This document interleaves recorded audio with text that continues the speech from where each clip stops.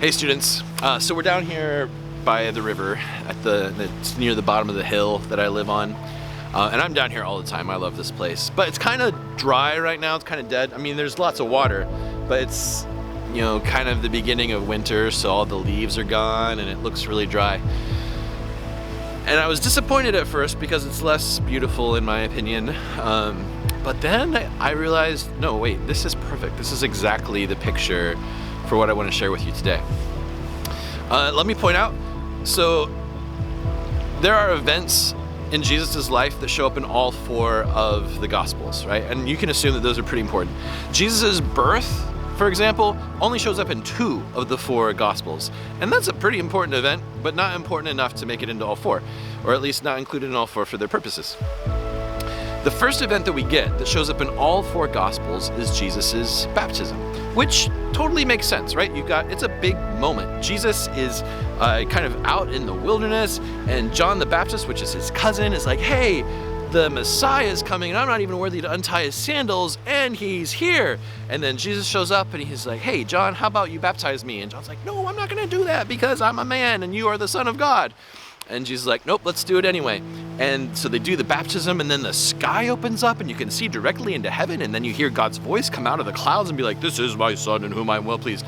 And then the Holy Spirit comes through that rift of dimensions and lands on Jesus, and this is like the beginning of Jesus' ministry. It's a really big moment. It makes sense that that's in all 4 of the gospel stories. And then, at least in Matthew, Mark, and Luke, we see that immediately after, the very next thing that happens is Jesus goes out into the desert to be tempted by Satan. And this is supposed to be jarring. It's supposed to knock you off your seat just a little bit. As a Christian, you should be like, oh no, this is terrible. This isn't what's supposed to happen next, right? Because we have this beautiful moment of oasis and water and warmth and company and God speaking affirming words to his son. And then the opposite of all of those things happens. Suddenly it's dry and there's nobody around except for Satan, who is tempting Jesus and bringing up God's words, but turning them around backwards, where God had said, this is my son in whom I am well pleased. Satan is saying, if you are the Son of God, then do these things. We want Jesus to be affirmed by God, and then what? Go get a nice house and plant petunias? Like, I don't know what my expectations are, but it's not go into the desert. And yet that's exactly what is supposed to happen. Think of it in like medieval knight terms, right? So take it out of all the cultures we're talking about. So you have this valiant knight, and he's kind of a strapping young man. And then the king, and he's kneeling before the king. King pulls out his sword and says, I knight you, Sir Jason, to be a knight of Camelot, or wherever we are. And then what? You don't expect the knight to be like, thanks, king, I'm just gonna go home and raise some cattle, right? No, the next thing you expect to happen is that this knight now starts going out and slaying dragons, saving damsels in distress, and doing knightly things, right? That's what we expect of those guys, and we kind of expect it of Jesus too, but then we don't at all expect it to happen like that for us, right? We want God to give us this very affirming moment where he says, you are my child, welcome to the family, and we feel like the comfort and the support of our Christian communities, and we're like, yeah, and then we want that to stay forever, right there. And that's not weird or wrong, but maybe it's unreasonable, right?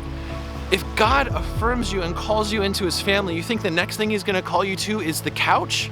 No way. He's gonna call you into places where the lost are needing saved. He's gonna call you into places where there's people who don't know who he is that need to find out who he is. He's gonna call you into places where people are not being loved like they deserve to be loved, and you are gonna be the one who is being called to love them. And that's hard. It's not easy. It's like going from a really wonderful place of water and nutrient and support and community to a place that's really dry and alone, and where you're being challenged with your very core beliefs. But if you're ready for it, if you expect it, it's a whole different thing. right? If God calls you in and you find yourself in a difficult place, you're not, oh my goodness, what's happening? This is terrible. God, why are you letting this happen, right? If you're ready for it, if you know that it's coming, then you say, okay, God, all right, you've called me into a difficult thing. Let's go. Let's do this, right? You're more like Jesus in the wilderness. Like, okay, God, here I am in the desert. There's Satan. Let me lean on your word. I hope that the next time I find myself in a beautiful oasis type place spiritually, that I'm enough prepared for whatever upcoming calling, whatever upcoming battle God has planned for me, that when Satan comes up to me and says, hey, you think you're a son of God? You think you're a child of God? That I'll be prepared to say, yeah, I am. Hope you're having a great day. I do hope you find yourself in an oasis kind of place today. And I hope that you're ready to step out of that oasis into whatever God is calling you into next. See you later.